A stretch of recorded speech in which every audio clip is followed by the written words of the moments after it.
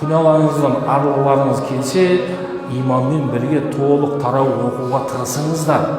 Сіз қазір 8-ден шығасыз ғой, әлеуметтік желіде 2 сағат отырасыз. Шыққаннан бос уақытыңыз кетті. Бірақ сіз келесі Рамазанға жетуге қолыңызда гарантия жоқ. Көрдіңіз бе? Тіпті Алла жолында соғысып шахид болған адам Рамазанға жеткен адамнан кейін жәннатқа кірді.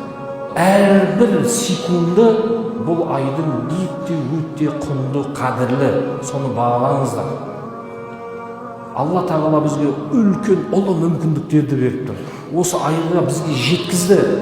Ертең қадір түніне жеткізсе, бұл Алланың үлкен сыйы сізге берген. Соны пайдаланып қалыңыздар. Басқа 11 ай бойы немесе күндіз барлығына үлгересіз. Бірақ осы пайғамбар бізге сүйіншілеп жатыр. Ораза ұстасаң, намаз оқысаң, тіпті басқа да амалдар біздің күнәларымызды кешіріп қана қоймай, Алла тағала бізге сауаптан жазады және дәрежемізді көреді. Осы айды Алла тағала бізге тиімді пайдалы нәсіп етсін. Алла разы болсын.